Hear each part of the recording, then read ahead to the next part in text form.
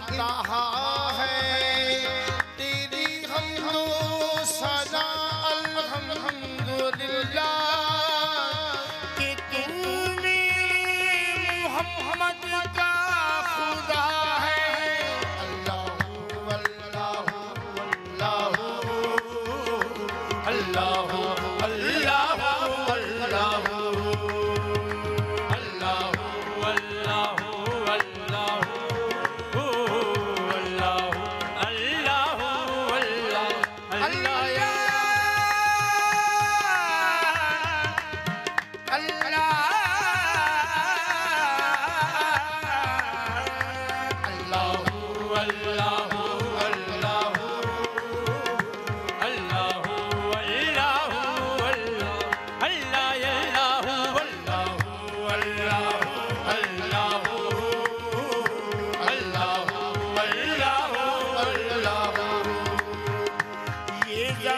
جب نہ تھی یہ جہاں جب نہ تھا یہ زمین جب نہ تھی یہ جہاں جب نہ تھا یہ زمین جب نہ تھی یہ جہاں جب نہ تھا یہ زمین جب نہ تھی یہ جہاں جب نہ تھا چاند سورج نہ تھے آسمان جب نہ تھا چاند سورج نہ تھے آسمان جب نہ تھا راز حق بھی کسی پر آیا جب نہ تھا راز حق بھی کسی پر آیا جب نہ تھا جب نہ تھا کچھ یہاں جب نہ تھا کچھ یہاں تھا مگر تو ہی تو اللہ اللہ اللہ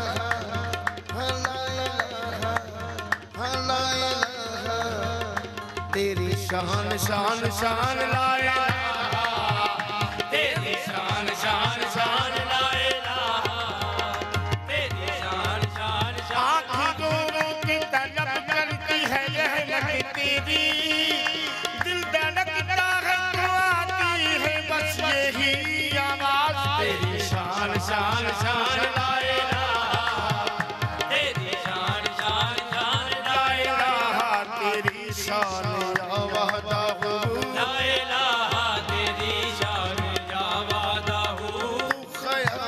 تجسس تو ہی آرزو تو خیال و تجسس تو ہی آرزو تو خیال و تجسس تو ہی آرزو تو خیال و تجسس تو ہی آرزو آنکھ کی روشنی دل کی آواز تو آنکھ کی روشنی دل کی آواز تو تھا بھی تو ہے بھی تو تھا بھی تو ہے بھی تو ہوگا بھی تو ہی تو اللہ اللہ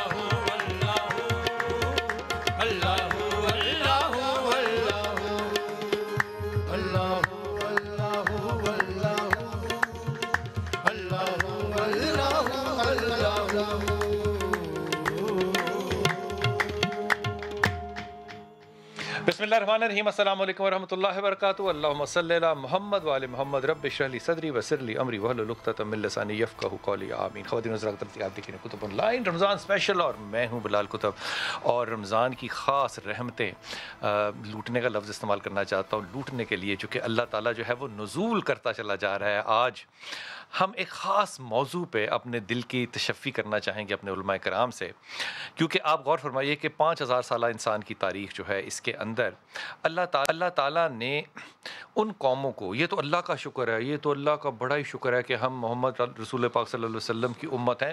جن لوگوں نے جھوٹ بولا اللہ نے اڑا کے رکھ دیا, جن لوگوں نے کم تولا اللہ نے اڑا کے رکھ دیا. اللہ نے کہا اس اونٹنی کو کچھ نہیں کرنا, اللہ نے اڑا کے رکھ دیا. اللہ نے کہا آج کے دن بھائی آج کے دن مچھلی نہیں, اللہ نے اڑا کے رکھ دیا.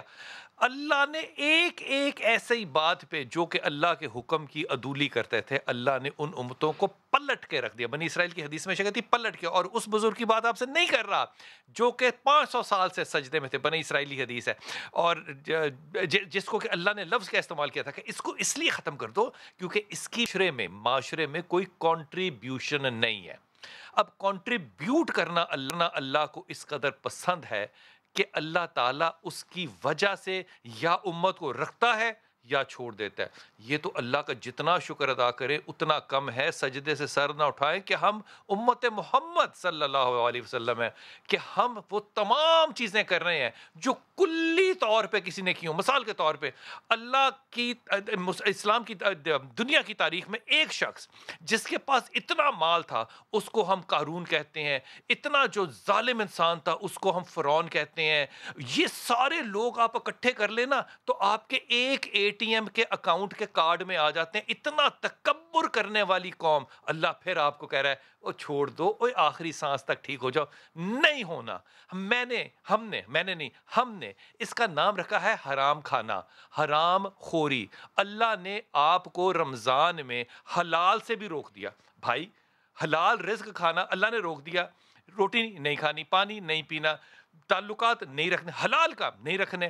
میری بات ماننی یہ آپ مان رہے ہیں. صبح سے شام تک آپ اللہ کی اس بات کو مانتے ہیں لیکن اس بات کے درمیان میں آپ ذخیرہ اندوزی سے باز نہیں آتے, آپ لوگوں کو جھوٹ بولنے سے باز نہیں آتے, آپ قیمت کو زیادہ کرنے سے باز نہیں آتے. آج ایک دوست سے بات کر رہا تھا کہ قیمتیں انہیں کہا جی کوئی اسلام سے تعین نہیں جائے کنا منافع کھاؤ جنہ مرضی کھاؤ. اس نے جو مجھے مثال دی یقین کیجئے کہ اگر میں تحمل نہ کرتا تو میرا جی کرتا تھا کہ میں اس کا گریبان پکڑ لوں کہ اتنے امیر صحابہ تھے کیسے ہو گئے.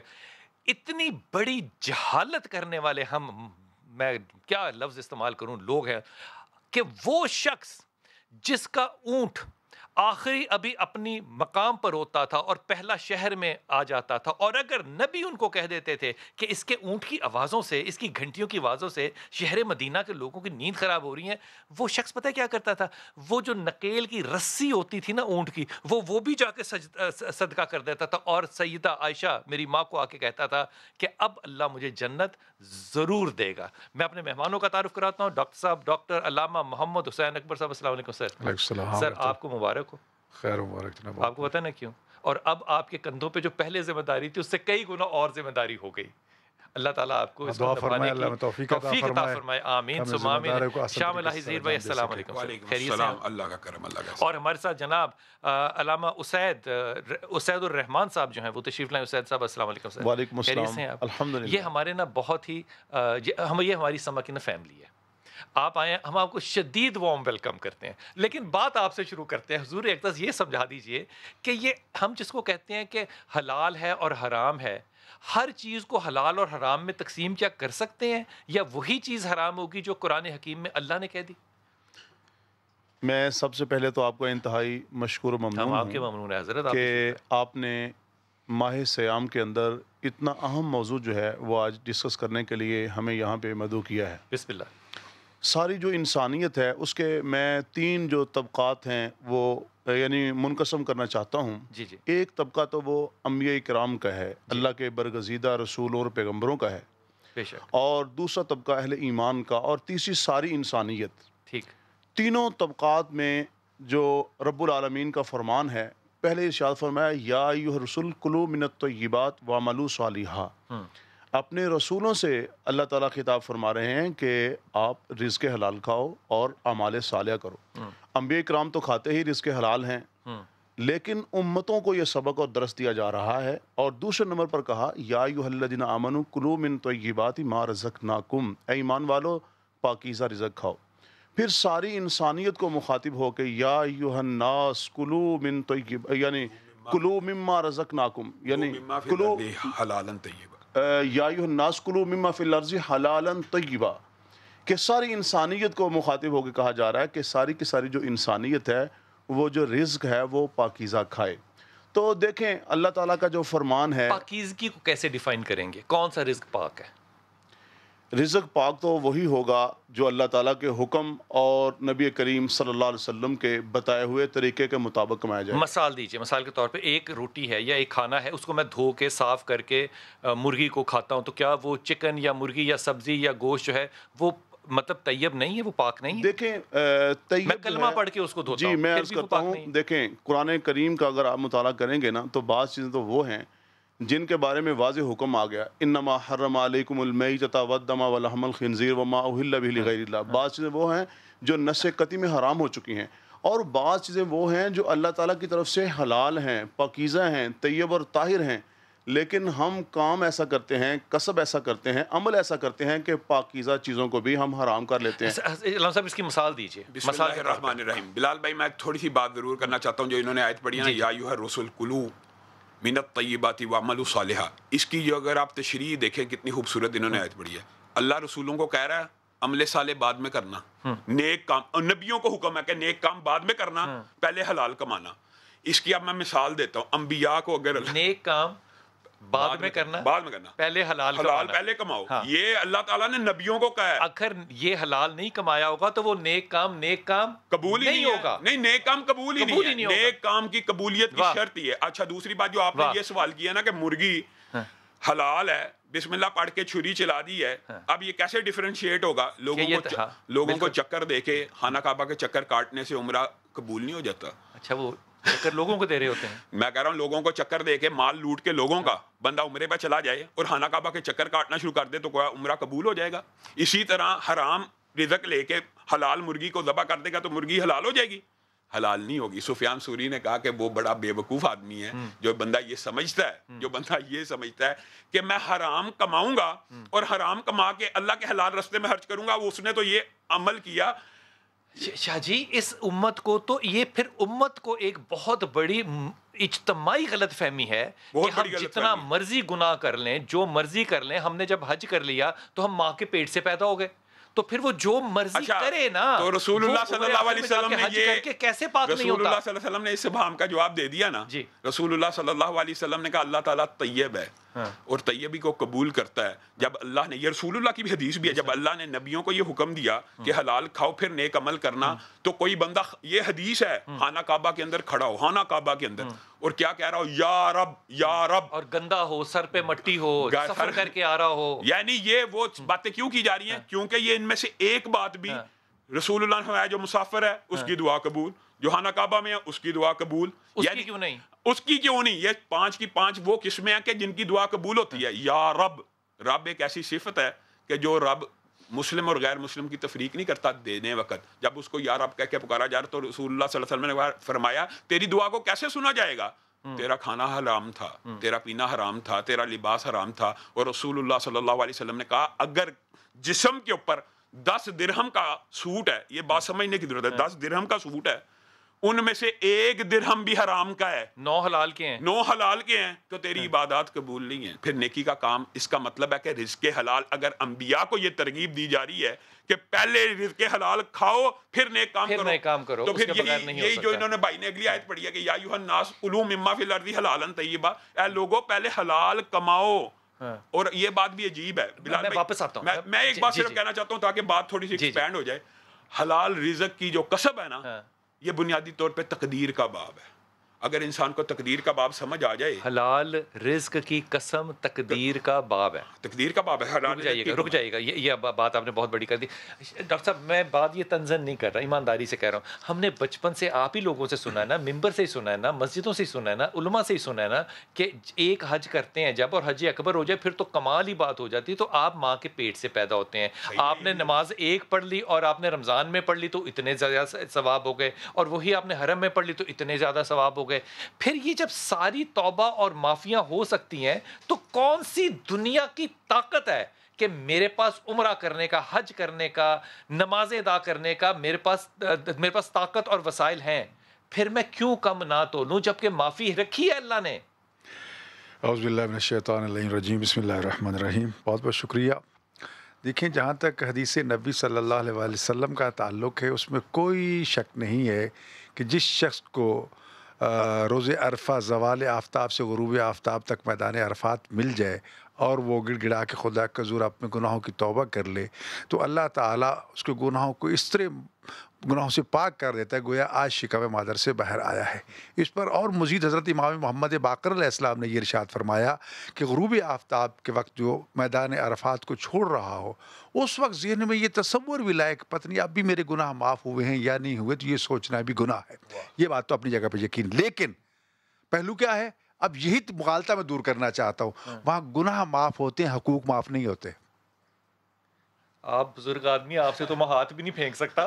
کیا خوبصورت بات کی ہے یار. وہاں حقوق معاف نہیں ہوتے. میں یہاں سے لوٹ کے لے گیا, چوری کا پیسہ لے کے, ڈاکہ مار کے, زمین غصب کر کے لے گیا اور پیسے لے کے وہاں حج کر رہا ہوں. حقوق اللہ کی بات ہو رہی ہے یہ, نہ حقوق العباد کی, حقوق العباد کی, حقوق اللہ کی بھی. گناہ معاف ہوئے ہیں لیکن وہ لوگوں کا مال جو حرام لے کے گیا وہ نہیں معاف ہوا. وہ معلق ہے, اور گناہوں کی معافی بھی معلق ہے. جب تک وہ مال واپس ادا نہیں کرو گے, توبہ کی شرط یہی ہے. وہ ماں کے پیٹ سے نہیں آیا. حضرت علی جب نبی طالب علیہ السلام کے سامنے ایک شخص استغفر اللہ کہتا ہے تو آپ نے فرمایا تیری ماں تیرے غم میں جانتے ہو اس کی حقیقت کیا ہے؟ یا امیر المومنین آپ بیان فرمائیے. فرمایا سب سے پہلے اپنے گناہ پہ نادم ہونا, اللہ میں شرمندہ اقرار کہ میں نے گناہ کیا ہے, پھر شرمندہ ہونا جی, پھر اس کے بعد یہ عہد کرنا میرے اللہ میرے گناہ کو معاف کر دے, آج کے بعد زندگی بھر ادھر واپس لوٹ کے نہیں آؤں گا.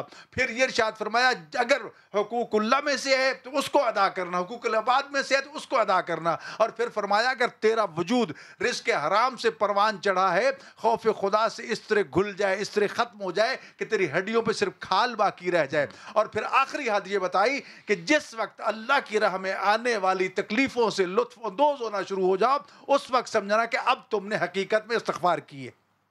یہ استغفار ہے, یہ استغفار کی حقیقت ہے. حضور یہ کہنا کہ حج کرنے سے گناہ معاف ہوں گے, معاف نہیں بھائی, جب تک آپ حقوق العباد ادا نہیں کریں گے. اور حقوق العباد جو ہے وہ تو مرنے کے بعد بھی معاف نہیں ہوتے.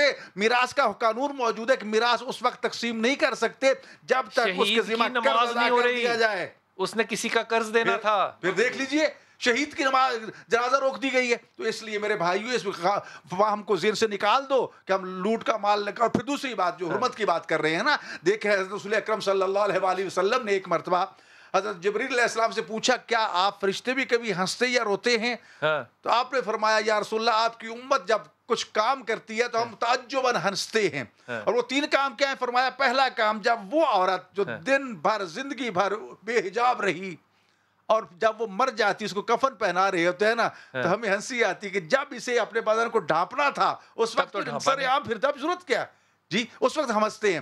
دوسرا فرمایا کہ وہ کسان, مثال کسان کی ہے لیکن فٹ سب پہ آتی کہ وہ کسان جو اپنی زمین کا بننا سیدھا کرنے کے لیے پڑوسی کی زمین کاٹ کے اس میں شامل کر لیتا ہے تو ہم ہنستے ہیں کہ بندہ خدا 1 مربع 2 مربع 1000 مربع سے تیرا پیٹ نہیں بھرا, تھوڑا سا پڑوسی کی زمین کاٹ کے اپنے سارے رزق کو تو نے حرام کر لیا ہے, اس سے تیرا پیٹ بھر جائے گا. یہ قبضے کی زمین بھی اسی میں آتی ہے, ہر چیز آگے قبضے کی زمین. اسی طرح مثلا چاہے وہ سیاستدان ہو, آپ نے اگریمنٹ کیا مالک سے کہ میں 8 گھنٹے ڈیوٹی کروں گا جی, آپ نے 10 منٹ پہلے ڈنڈی ماری چلے گئے, رزق حرام ہو گیا, آپ نے سارے رزق کو حرام کر لیا.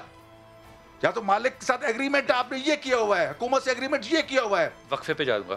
علماء اکرام سے جب بات کریں نا تو پتہ یہ چلتا ہے کہ دین تو بالکل 2 ٹوک ہے, لیکن پھر یہ ساری غلط فہمیاں جو ہیں یہ معاشرے میں کیسے آئی. مثال دے رہا ہوں, سب کو یہ پتہ ہے کہ اب یہ جو وقت آنے والا ہے نا اس پہ حضرت موسیٰ نے جب پوچھا رب تعالیٰ سے کہ کوئی مجھ سے زیادہ بھی قریب ہو سکتا ہے, تو رب نے کیا کہا, وہ میرے نبی کی امت جو اس وقت بیٹھے گی نا افطاری پہ اور سامنے لگی ہوگی، اس کے پاس طاقت ہوگی کہ کر سکے، لیکن وہ نہیں کھائے گی کیونکہ اس کو میرا خوف ہوگا اور وہ انتظار کرے گی اس بات کا. اس وقت میں اس امت کے اتنا قریب ہوں گا جتنا موسیٰ میں تیرے قریب بھی نہیں ہوں. اگر یہ باتیں سچ ہیں تو سارا دن وہ جو ہم بھوک، باتیں سچ ہیں، میں یہ تو تنزن کہہ رہا ہوں، وہ جو ہم ساری بھوک گزارتے ہیں روزے کی، اس کے اندر عمل جب غلط کرتے ہیں تو ہمیں گلٹ ہوتا کیوں نہیں ہے؟ کوئی تو ذمہ دار ہوگا اس کا. وقفہ لیجیے، واپس آتے ہیں.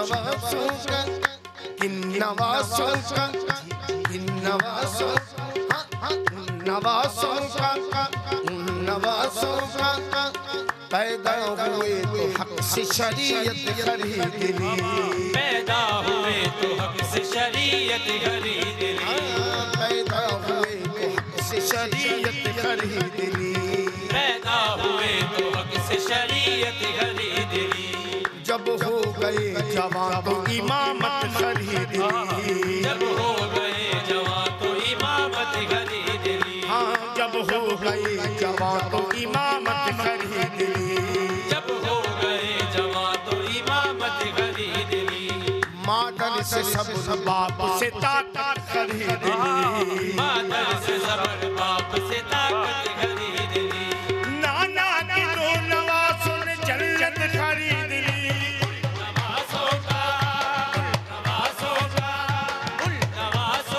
सदीका अता हो, नवासों का सदका अता हो, दर पे आया हूँ बनकर सवारी, नवासों का सदका अता हो, घर पे आया हूँ बनकर सवारी, हक से पाई शान करीमी, हमसे पाई वो शान करीमी, मरहबा दोनों आलम की वाली, मरहबा दोनों आलम के वाली, उसकी किस्मत का चमका सितारा, उसकी किस्मत का चमका सितारा, जिसकी नजरे कदम तुमने डाली, उसकी किस्मत का चमका सितारा, जिस पे नजरे करम तुमने डाली।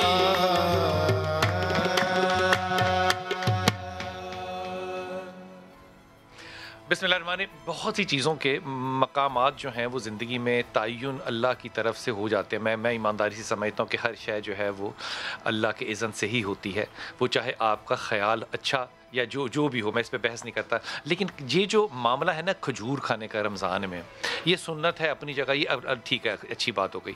लेकिन आज भी गौर फरमाइए कि वो बाग जो कि रसूल पाक सल्लल्लाहु अलैहि वसल्लम ने उस सहाबी के लिए लगाया था, जिसके ऊपर ये शर्तें लगी थी कि ये नहीं हो सकता, और उसमें से शरारत भी हुई थी कि वो खजूरों के बीज निकाल के ले गए थे। आज भी उस खजूर के अंदर बीज नहीं। ये मोजज़े हैं जो आज तक जारी हैं। वो जो छोटी सी काली सी अजवा खजूर जो आप खाते हैं, इसके पीछे हज़रत बिलाल हबशी का वो वाक़या हमेशा याद रखा करिए कि हज़रत बिलाल हबशी की उस खजूर को किसी ने लिया कि नहीं था, क्योंकि अरब्स के अंदर बड़ी खजूर खाने का रवाज था, वो अंबर खाते थे।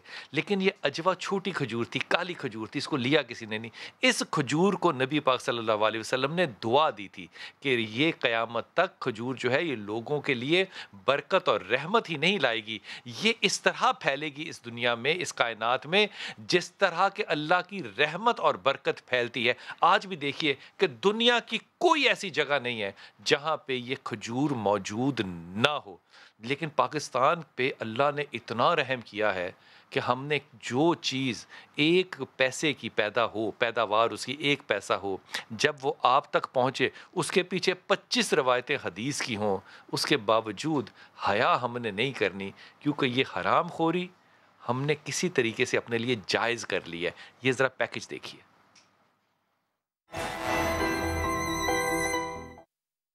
अगर मैं कहूं कि 1 किलो आला क्वालिटी की खजूर 100 रुपए की होनी चाहिए थी, लेकिन मुनाफाखोरी ने इस सौगात को 300 रुपए से ज्यादा तक पहुंचा दिया है।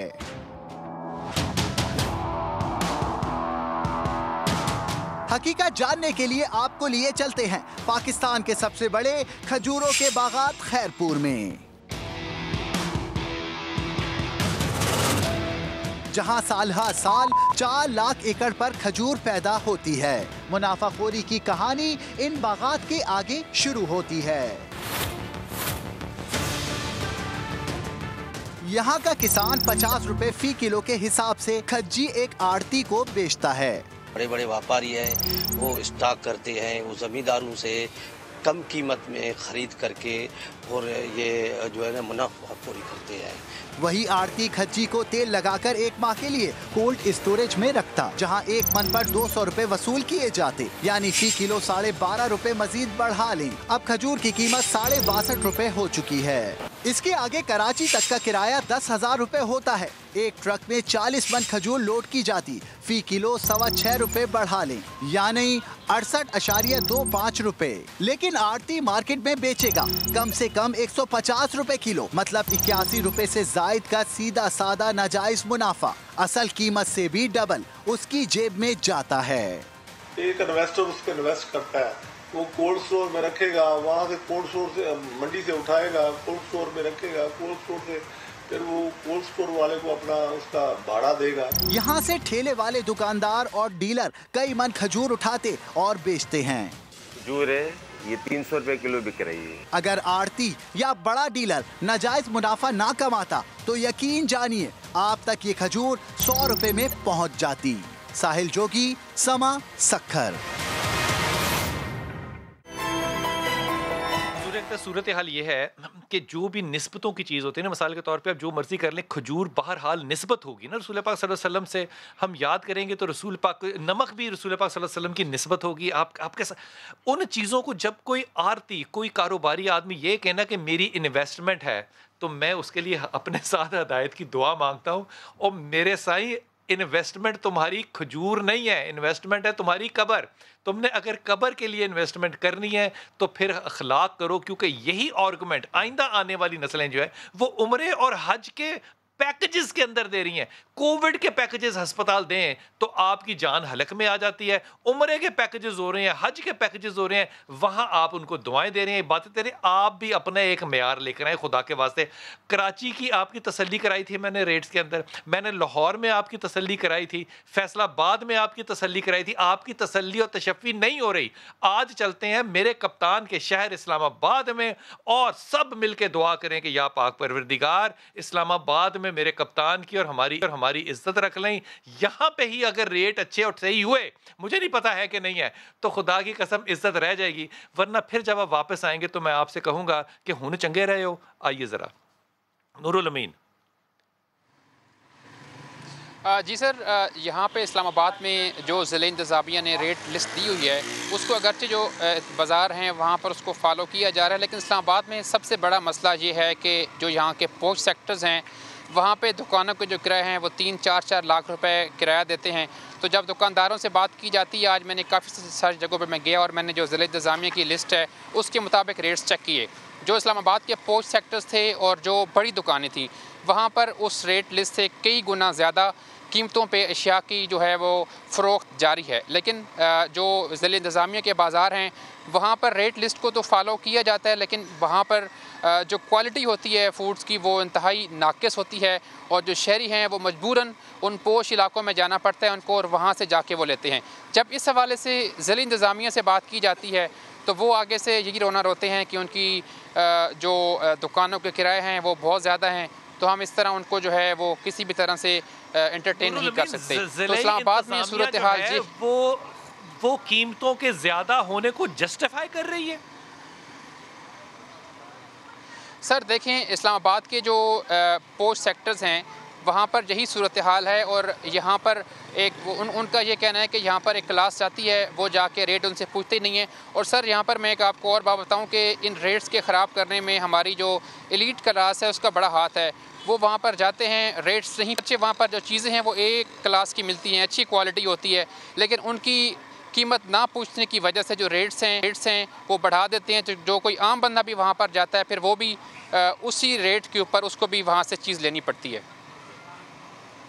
نور الامین، آپ کا بہت شکریہ، آپ نے بڑی زیادہ اچھی اور صحت مندانہ بات کر دی۔ کمال یہ بات ہے کہ اگر میں یہ سمجھوں کہ ریاست مدینہ میرے کپتان نے انشاءاللہ تعالیٰ بنانی ہے، تو ریاست مدینہ ایسی ہو سکتی ہے کہ یہ امیر سیکشن ہے، یہ ڈی ایچ اے ہے ریاست مدینہ کا، اور یہ غریب سیکشن ہے، یہ کچی بادی ہے ریاست مدینہ کی، پھر ریاست مدینہ یوں بنے گی؟ یہ طنزاً کہہ رہا ہوں، اس کا جواب آپ نے نہیں دینا، خدا کے واسطے اس کا جواب نہ دیتے نا۔ بالکل نہیں دے دینا. میں وقفے پہ جاؤں گا, لیکن وقفے پہ واپس آ کر پوچھوں گا کہ اگر یہ ایلیٹ کلاس اور نان ایلیٹ کلاس میں تقسیم اسلام آباد سے شروع ہوتی ہے تو بھائی جان کیا مجھے تھوڑا سا گھبرانے کی لاہور میں اجازت ہے کہ میں وہ بے ایمان نہیں لفظ استعمال کرتا, وہ حرام خور جو کہ بری چیز کو اعلیٰ ریٹ پہ بیچتے ہیں, یا وہ حرام خور لوگ جو کہ مختلف بہانوں سے ایلیٹ جگہوں پہ جا کے ریٹ کو مزید زیادہ کر کے غریب لوگوں کا حق مار رہے ہیں, کیا ان کے اوپر بھی کوئی حساب ہوگا یا ان کی میتھمیٹکس بھی ہوگی, یا یہ واقعی سمجھتے ہیں کہ دنیا میں صرف چیٹنگ نہیں کر رہے, یہ روز قیامت بھی چیٹ کریں گے؟ میں ایمانداری سے کہہ رہا ہوں بیشتر لوگوں کے دل میں یہ خیال ہوتا ہے کہ اس جرم میں اتنی میری سیاست ہے, اللہ کو یہ کیسے پکڑا جائے گا. تب تک ویٹ کریں جب تک آپ قبر میں نہیں اترتے. وقفہ لیجیے, واپس آتے ہیں.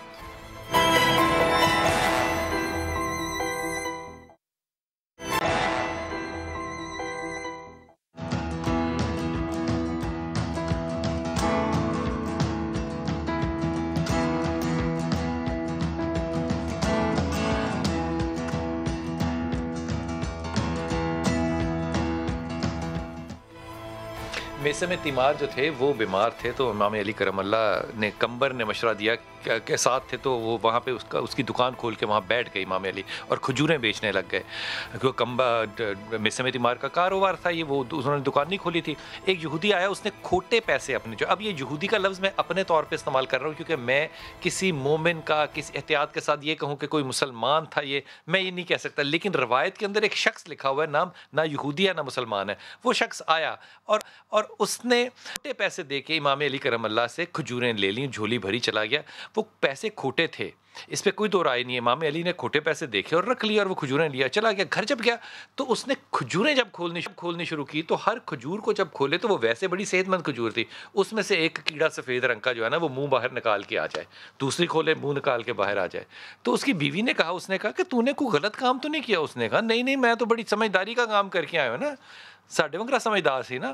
کہنا میں تو کھوٹے پیسے سارے چلائے ہوں. کہتی کہاں چلائے ہو؟ کہتے والی بیٹھے ہوئے تھے, انہوں نے پیسوں کی طرف نہیں دیکھا, کھجوروں کی طرف نہیں دیکھا, میں چولی پری کھجوراں لے آیا. بیوی ذرا سمجھدار تھی, انہیں کیا دیکھ گل سن, اج تو دیتا دھوکھا امام علی کرم اللہ نو, تیریاں کھجوراں جو نکل رہا کیڑا, اوے خدا دیا ولیا, اگر روز قیامت اللہ نے تیریاں نمازاں چوں تیری عبادت چوں تیرے عمال چوں کیڑے کٹنے شروع کرتے تھے, پھر تو کتنے جائیں گا؟ اور یہ قوم کیوں نہیں سوچتی کہ یہ ایمان کی بات نہیں ہے, یہ آخرت کی بات ہے, یہ صرف اس دنیا میں کاروبار اور انویسٹمنٹ نہیں ہے, یہ آخرت کی بات ہے, یہ قبر کی بات ہے. حضور اقدس کسی پہ طنز نہیں ہے, لیکن لوگ یہ پوچھتے ہیں, وہ کہتے ہیں جی مقدر لکھنے والا کون؟ ہم کہتے ہیں اللہ. سارا نظام کس کے پاس؟ اللہ کے پاس. اللہ چاہے تو سب کچھ ہو سکتا ہے, بالکل ہو سکتا ہے. تو کہتے ہیں کہ میں جب یہ کام کر رہا ہوں, میں بسم اللہ بھی پڑھتا ہوں, میں زکوٰۃ بھی دیتا ہوں, میں صدقہ بھی کرتا ہوں, میں روزے بھی رکھتا ہوں, میں پوری ایمانداری سے نمازیں بھی پڑھتا ہوں, میں عمرہ بھی کرتا ہوں, میں حج بھی کرتا ہوں, تو یہ کاروبار ہے میرا کہ میں اگر ذخیرہ کر لوں تو کیا موت پڑے گی؟ یہ ٹیکٹکس ہے. میں اگر اس کی قیمت کو بڑھانے کے لیے کچھ ذخیرہ کر لوں تو اس میں گناہ کیا ہے؟ یہ کیسے سمجھاؤں میں؟ وہ کہتے ہیں کہ یہ مقدر ہے. حضور اقدس اس کو آپ گناہ تصور نہ کیجئے. میرے پاس کوئی جواب ہے یا میں اس بات کو تسلیم کر لوں؟ دیکھیں بلال بھائی, یقیناً یہ ایک ظلم ہے, بہت بڑا یہ ظلم ہے. اور اللہ تعالیٰ نے ارشاد فرمایا ان الذین یاکلون اموال الیتامی ظلما انما یاکلون فی بطونہم نارا وسیصلون سعیرا, کہ جو لوگ اس انداز میں ذخیرہ اندوزی کرنے والے ہوں یا اس انداز میں وہ بیچنے والے ہوں, یہ ایک ظلم کر رہے ہیں. کیوں ظلم ہے؟ اور اپنے پیٹوں میں ظلم آگ بھر رہے ہیں. یہ ظلم اس لیے ہے کہ میری چیز ہے, میں نے خریدی ہے, میں نے گھر میں رکھ لی ہے, میں نہیں دینا چاہتا آپ کو. ظلم کیوں ہے؟ دیکھیں یہ ظلم اس لیے ہے کہ جب آپ کے اندر احساس ختم ہو چکا ہے, معاشرے میں تہذیب میں اس کی ضرورت ہے, اگر آپ اس کو پورا نہیں کر رہے تو آپ اس کو ظلم کر رہے ہیں. میں احساس نہیں کر رہا آپ کا, میں یہ گناہ تھوڑی کر رہا ہوں, میں بد اخلاق ہوں, گناہ کیسے ہے یہ؟ بلال بھائی اصل بات تو یہ وہی ہے کہ جو اشیائی ضروریات ہوتی ہیں ان کے بارے میں نبی کریم صلی اللہ علیہ وسلم کی حدیث واضح ہے کہ ان کے اوپر لعنت ہے. میں یہ بات کہتا ہوں, ان پہ لعنت ہے, ان پہ نبی کریم کی لعنت ہے جو کیا کرتے ہیں اشیائی ضروریات کو ذخیرہ اندوزی کر کے, یعنی کہ چینی, آٹا, مال, یہ جو اس کو ذخیرہ کرتے ہیں, ان پہ اللہ کے رسول نے کیا کہا ہے؟ لعنت بھیجی ہوئی ہے. اللہ کے رسول نے اس سے بھی آگے بات کرتا ہوں. نبی کریم صلی اللہ علیہ وسلم نے تو اس سے بھی آگے کی بات کی. نبی کریم نے دیکھا ایک بندہ گندم بیچ رہا ہے, تو نبی کریم صلی اللہ علیہ وسلم نے چیک کیا, نیچے گیلی تھی, اوپر خشک تھی. تو نبی کریم نے کہا تجھے چاہیے تھا کہ گیلی اوپر رکھتا, کھول کے بیچ دیتا. من غش فلیس منا, جو لوگوں کو دھوکہ دے کے چیز بیچتا ہے وہ ہم میں سے نہیں, امت میں سے ہی نہیں ہے. رسول اللہ صلی اللہ علیہ وسلم نے تو یہ فرما دیا. بلال بھائی بات سمجھنے کی یہ ضرورت ہے کہ مقدر کی جو آپ نے بات کی ہے نا, ان بھائیوں کو, ظہیر اندوزی کرنے والوں کو یہ بات سمجھ آ جائے نا رسول اللہ صلی اللہ علیہ وسلم کی, کہ یوم کتابت تقدیر میں جتنا رزق لکھا ہے اتنا ہی ملنا ہے. انسان پوری زندگی اپنے اس لکھے ہوئے رزق کو پا رہا ہوتا ہے, مرضی اپنی حلال سے کمائے یا حرام سے. حضرت علی زیادہ کم نہیں کر سکتا, زیادہ کم اللہ نے لکھ دیا نہیں کر سکتا اپنی. اچھا یہ بھی اگر آپ نے بات کیا تو یہ بھی سن لیں, یہ سب سے بڑا مغالطہ ہے کہ انسان اپنے ہاتھوں کی محنت سے کماتا ہے. اگر ہاتھوں کی محنت سے انسان کمائے نا تو دنیا میں سب سے زیادہ امیر مزدور ہوں.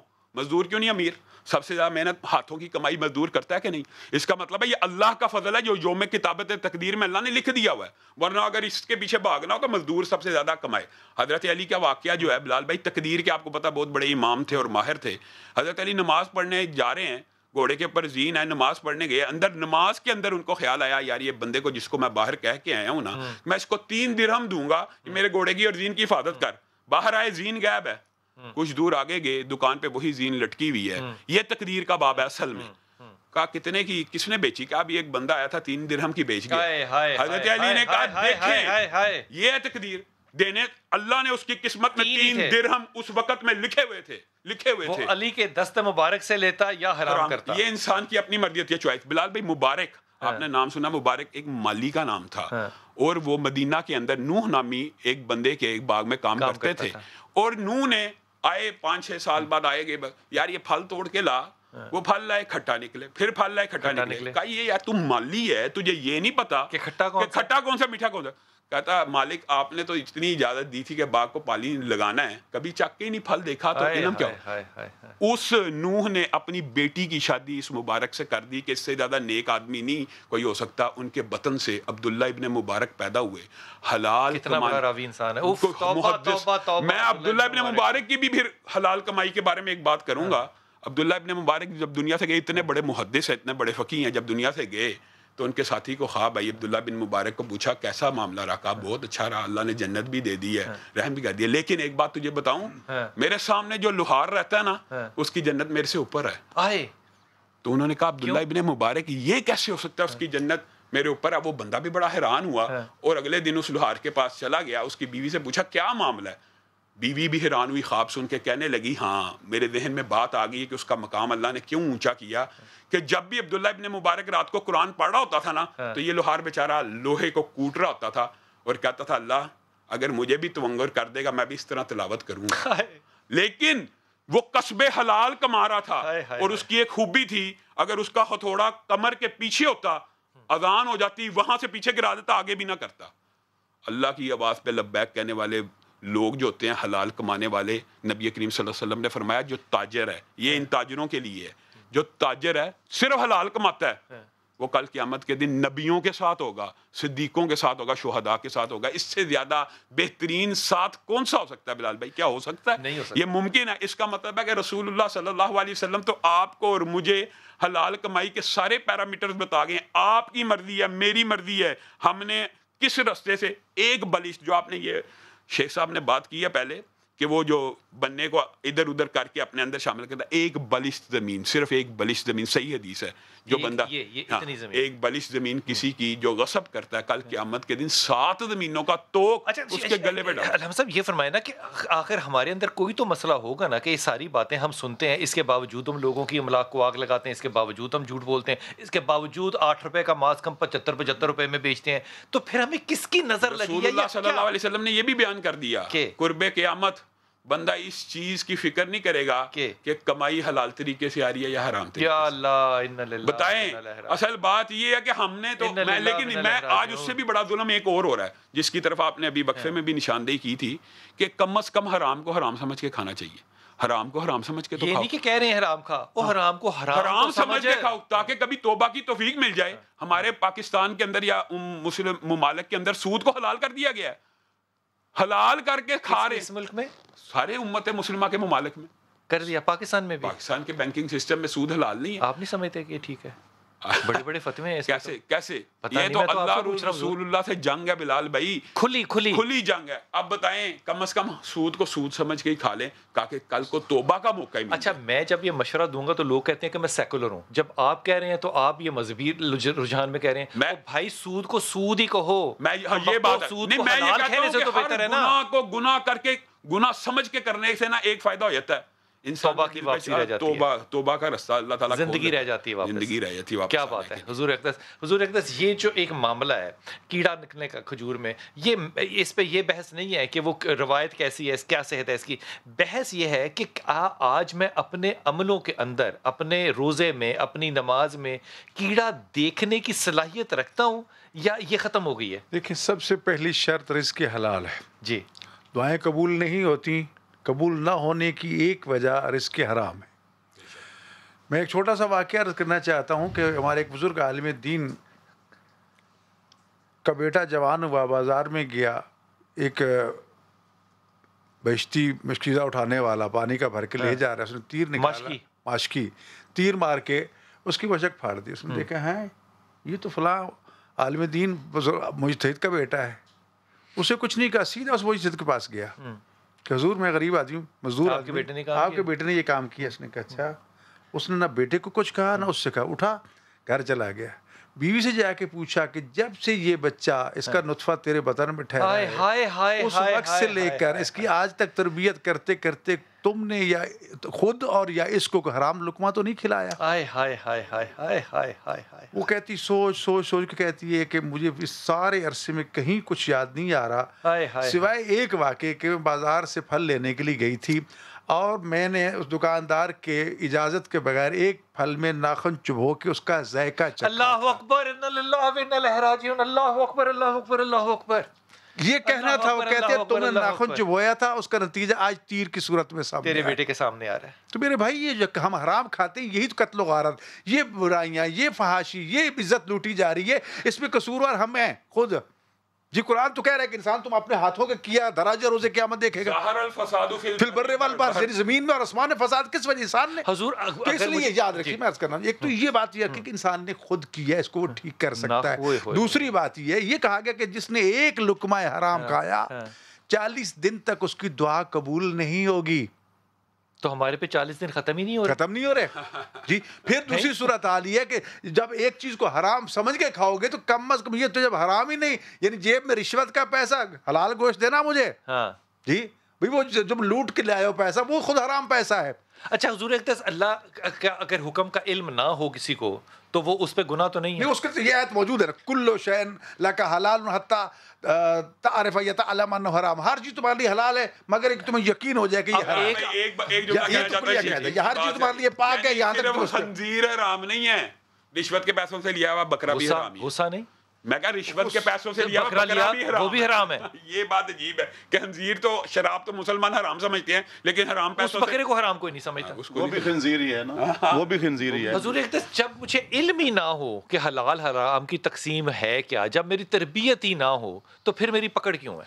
دیکھیں جی قرآن پاک کے اندر یہ واضح ارشاد ہے لا جناح علیکم فیما اخطأتم بہ. اگر آپ کو علم نہیں ہے تو آپ کے اوپر گناہ نہیں ہے. لیکن پاکستان کو تو کوئی گناہ نہیں ہے نا، ہم تو لا علم لوگ ہیں. لیکن دیکھیں اس کا مطلب یہ نہیں ہے یہاں پہ لا علم لوگ نہیں ہیں، سارا علم ہے، لوگوں کو سارا کچھ پتہ ہے. یہ تو آپ کا اچھا خوبصورت گمان ہے نا.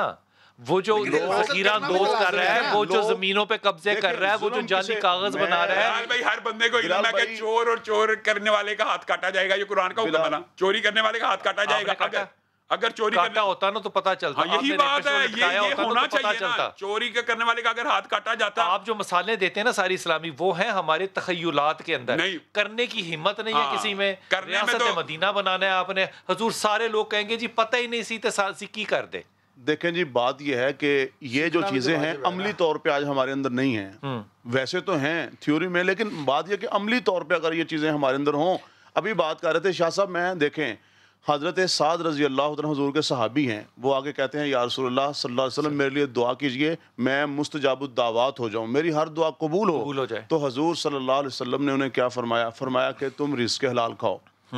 رزق حلال کی برکت سے ہر دعا قبول ہوتی ہے، انسان مستجاب نہیں. تو جو نہیں ہو رہی اس کا میں مطلب کیا سمجھوں؟ اس کی وجہ یہی ہے ہم حلال نہیں کھا رہے، ہر جگہ پہ حرام ہے اور حضور صلی اللہ علیہ وسلم نے فرمایا کہ اگر نظامی معافی کے ساتھ آپ نے سنجیدگی سے مجھے اس پر ایماندارانہ جواب دینا ہے، اگر نظام ہی ایک حرام کا چل رہا ہو تو میں اس میں سے حلال کہاں سے نکالوں؟ دیکھیں بلال بھائی، یہ نظام کس نے بنایا ہے؟ چھوڑ دیں، یہ نظام بھی پورا نظام ہی جب چل رہا ہو حرام کا تو میں اس میں سے حلال کیسے نکالوں؟ دیکھیں میں اسی حرام میں سے حرام نکالوں گا نا۔ دیکھیں اس میں یہ ہے کہ اگر آج ہم اپنے حصے کی محنت شروع کر دیں تو معاشرہ ٹھیک ہو سکتا ہے۔ بلال بھائی بات کووڈ آ گیا، موت سر پہ کھڑی ہے، 350 کو آپ نے KN 95 کر دیا، خدا کے واسطے اور 150 روپے کا تھا، نماز آپ نے وقت پہ پڑھی جا کے۔ حلال کمانا ہر بندے کی انفرادی ذمہ داری ہے کہ نہیں؟ کس کی انفرادی ذمہ داری ہے، تو بندہ ہر بندہ اپنی کیے کا جواب دے۔ اس کی ایک مثال میں یوں دیتا ہوں، ابن عمر نے ایک چرواہے کو کہا کہ یہ بکری دے دے مجھے ازمانے کے لیے، چرواہے کا یہ بکری مجھے دے دے، تو مالک کو کہیں بھیڑیا کھا گیا، تو اس چرواہے نے صرف ایک جواب دیا، چرواہا ہے کہہ رہا ہے عبداللہ ابن عمر، ہاں عبداللہ ابن عمر کو، سمعین اللہ، پھر اللہ کہاں ہے؟ مالک کو میں یہ جواب دے دوں گا تو اللہ کہاں ہے؟ تو عبداللہ ابن عمر گھر جاتے جاتے نا سمعین اللہ پڑھتے جا رہے ہیں، اور واپس گھر سے پیسے لائے اور اس کے مالک کو دیے کہ تیرے اس جملے نے تجھے آزاد کروا دیا ہے کہ عین اللہ، پھر اللہ کا ہے۔ ہر بندہ انفرادی طور پہ بھی ذمہ دار ہے، اللہ کو جواب دے۔ ہر بندہ انفرادی طور کے اوپر، میں آپ جتنے بیٹھے ہوئے ہیں ہر بندے نے، مجھے بتائیں رسول اللہ صلی اللہ علیہ وسلم نے بکریاں کیوں چرائی ہیں؟ ہاں اس کا مطلب یہ ہے، ہاں سبق ہے کہ رسول کی زندگی کے لمحات سب سے زیادہ قیمتی اور بھی کمائی کے لیے بکریاں چرائی ہیں، انہوں نے بھی تجارت کے لیے شام کا سفر کیا، پیچھے کیا رہے گی؟ ہر بندے نے اپنے لیے حلال کمایا۔ کلام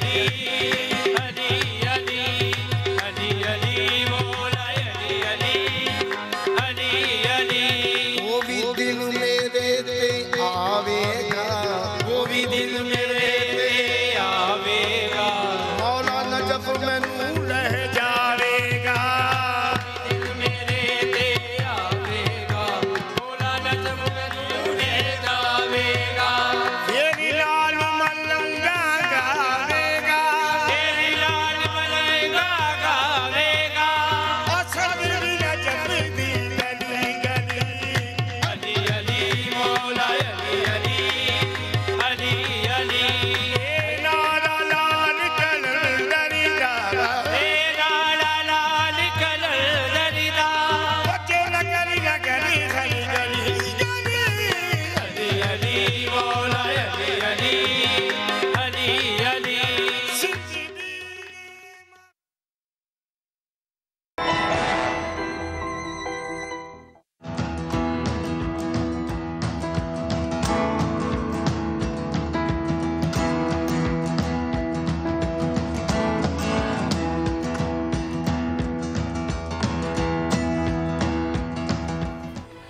बिस्मिल्लाहिर्रहमानिर्रहीम। जनाब अली हुजूर अक़दस बड़ी ईमानदारी से बात जो है ना वो आप लोगों को अर्ज़ कर रहा हूँ। यकूब इब्न इब्राहीम जो हैं वो हज़रत इमाम अबू हनीफ़ा के पास गए और वो चाय पिलाने वाले लोगों में से थे ना। वो बड़े अखलाक के साथ चाय पेश करते थे। सिर्फ तरबियत ये थी कि अखलाक की बात थी। तो इमाम ने उनको रख लिया अपने पास। बड़ा मुख्तसर बात कर रहा हूँ। और उनकी वालदा जो थी वो आती थी इमाम अबू हनीफ़ा के पास और वो कहती थी कि नहीं मेरे बेटे को तुम पैसे तो देते हो लेकिन ये मौलवी के पास आएगा तो खाएगा कहाँ से। ये मसाइल बड़े दूर से चलते आ रहे हैं। उन्होंने फिर उसको रखा, बड़ा तरला मिन्नत की। तो हज़रत याकूब इब्न इब्राहीम को उन्होंने अपने पास रख लिया। और जब उसकी माँ ने पूछा कि ये रोटी कहाँ से खाएगा तो उन्होंने कहा कि एक वक्त आएगा कि ये हाकिम वक्त से ज़्यादा बेहतर रोटी खाएगा तो इसकी रोटी की फ़िक्र ना कर। ये याकूब इब्न इब्राहीम वो हस्ती हैं जिनका नाम काजी यूसुफ पड़ा, इमाम यूसुफ पड़ा। और ये अपने वक्त के हारून के ज़माने के काजी नहीं थे, ये सुप्रीम कोर्ट के काजी थे।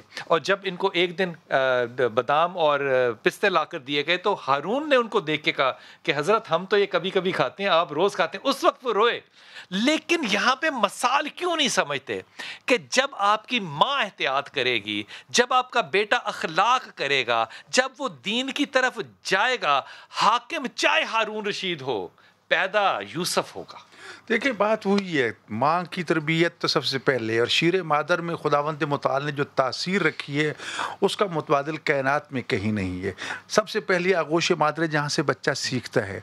मैंने वो घराने कुम में देखे कि छोटी छोटी बच्चियाँ जो है ना, उनसे कोई ज़मीन पे गिरी चीज़ को उठा के दो तो जाएंगे घर में कुर पानी का बना हुआ है, उसमें डुबोएंगी, उसको धो के पाक करेंगे, फिर कहेंगे ये ले। ये तरबियत है। छोटी बच्चियाँ सर पे चादर मौजूद है, ये किसने सिखाया है? माहौल ने सिखाया। 8 मार्च नहीं ना होती नहीं, तो बात ये इस वक्त ये है कि अगर हम रिज़्क़ हलाल की तरफ आ जाएं तो कोई मुश्किल नहीं है। और ये क्यों खुदावंद मुताल ने फरमाया कू अनफुसकुम, सबसे पहले अपने आप से शुरू कर।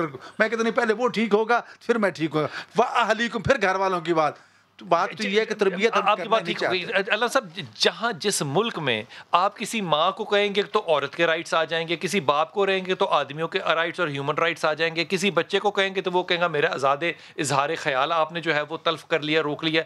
जिस मुल्क में कोई सही समझना चाहता ही ना हो, सिर्फ इबादत करना चाहता हो, माफ़ी के साथ समझना ना चाहता, सिर्फ इबादत करना चाहता, वहाँ आपको बहसियत मिंबर उम्मीद है कि लोग हरामखोरी से बाज आएंगे सवाए इसके कि डंडा चलाया जाए।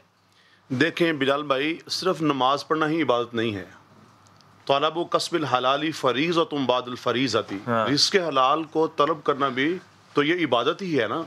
रसूल पाक सल्लल्लाहु अलैहि वसल्लम ने साहबा को क्या कहा था? ये बाहर शख्स जो मेहनत कर रहा है, अगर ये इसलिए कर रहा है कि बच्चों को खिलाए, इसलिए कि हाथ यूं ना करना पड़े, दोनों सूरतों में तुमसे बेहतर है। यानी अल कासिबु हबीबुल्लाह क्यों कहा गया? हाथ से मेहनत करने वाला जो अल्लाह ताला का दोस्त है। देखें आज बात यह है, रिज़्क़ की तलाश में आज हमने रज़्ज़ाक़ के जो अहकामात हैं उनको हमने छोड़ दिया है, भुला दिया। ये जुमला फिर से कहना यार अल्लामा साहब, ये जुमला फिर से रिज़्क़ की तलाश में रिज़्क़ देने वाले के कानून को हमने छोड़ दिया, कवानीन अहकाम हमने छोड़ दिया। और वो ऐलान कर रही वो ज़ात, वमन यत्तक़िल्लाह यजअल लहू मख़रजन व यरज़ुक़हु मिन हैसु ला यहतसिब, जो तुम्हारे मुक़द्दर में है वो तुमको मिल के रहेगा।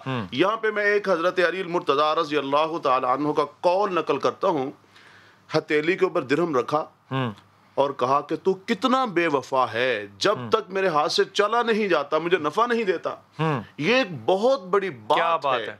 और हदीस कुदसी में है, रब्बुल आलमीन का फरमान यह है کہ جو شخص رزق حلال کماتا ہے اور حرام سے بچتا ہے اس کا حساب لینے سے مجھے حیا آتی ہے. اس کا حساب لینے سے مجھے میں تین چیزیں ہیں. خداوند متعال نے فرمایا کہ ان العزت للہ جمیعا، عزت ساری کی ساری اللہ کے پاس ہے. رزق جو ہے اللہ کے پاس ہے، زندگی اور موت اللہ کے پاس ہے. جب یہ چیزیں ملتی اللہ کے پاس ہیں تو لوگوں کے پاس جا کے ذلیل کیوں ہوتے ہیں ہم؟ جہاں سے یہ لینی ہے پہلے یہ یقین تو ہونا کہ اللہ کے پاس سے ملتی ہے. جب خدا کہہ رہا ہے، رسول کو اگر مانتے ہو، خدا کو اگر مانتے ہو، کہ نمازی کو روزے دار کو یہ نہ پتا ہو کہ اللہ رزق دیتا ہے اور اللہ کے یہ یہاں مولا علیہ السلام کا فرمان ہے جاہل عبادت گزاروں نے دین کی کمر توڑ کے رکھ دی ہے. دوسری بات بلال بھائی، علم کی جاہل عبادت گزاروں نے بات تو عمل کی ہے نا. جو اقبال نے کہا عمل سے زندگی بنتی ہے، جنت بھی جہنم بھی. علم تو ہے لیکن جب تک عمل نہیں ہے اس علم کا کیا فائدہ؟ تو لہٰذا جہالت نہیں کہتے، منافقت ہے. یہ کھل مکھلی منافقت. اگر جہالت ہے تو پھر تو الگ موضوع ہے. اگر علم ہے اور پھر نہیں کرتے تو پھر جہالت نہیں، تو پھر اس سے بھی آگے ہے. ایک صرف جملہ کہیے حرام خور کے لیے، ایک جملہ کہیے بس اس کے لیے. دیکھو حرام خور وہ ہے جو دنیا میں بھی ذلیل ہوتا ہے، آخرت میں ذلیل ہوتا ہے. ایک جملہ کہیے حرام خور کے لیے. دین تو ختم. میں سمجھتا ہوں اس وقت سب سے بڑا جو ظالم ہے وہ حرام خور ہے. اور اس کے ساتھ ساتھ میں ایک اور بھی عرض کر دیتا ہوں، آج بچیوں کے جو حق غصب کیے جا رہے ہیں، بہنوں کے جو حقوق غصب کیے جا رہے ہیں، ان کو وراثت میں یہ بھی حرام خوری ہے. یعنی اس سے بڑا ظلم کیا ہو سکتا ہے؟ ہماری بلال بھائی بہنیں جا کے عدالتوں میں کہتی ہیں میں اپنے بھائی کو اپنا حق چھوڑتی ہوں. کاش کوئی بھائی بھی عدالت میں جا کے کہے میں نے اپنی بہن کو حق دیا. کیا بات ہے، کیا بات ہے حضور اقدس. وہ زمانہ یاد کیجئے جب ایک عالم دین جو ہے وہ جیل میں بیٹھا ہوا ہے. 70 کی دہائی کی بات کر رہا ہوں. تفسیر قرآن لکھ رہا ہے اور اس نے اپنی اس تفسیر میں کیا لکھا کہ کربلا کے بعد صرف 2 مسالک رہ گئے، ایک حسینی اور ایک یزیدی. بسم اللہ.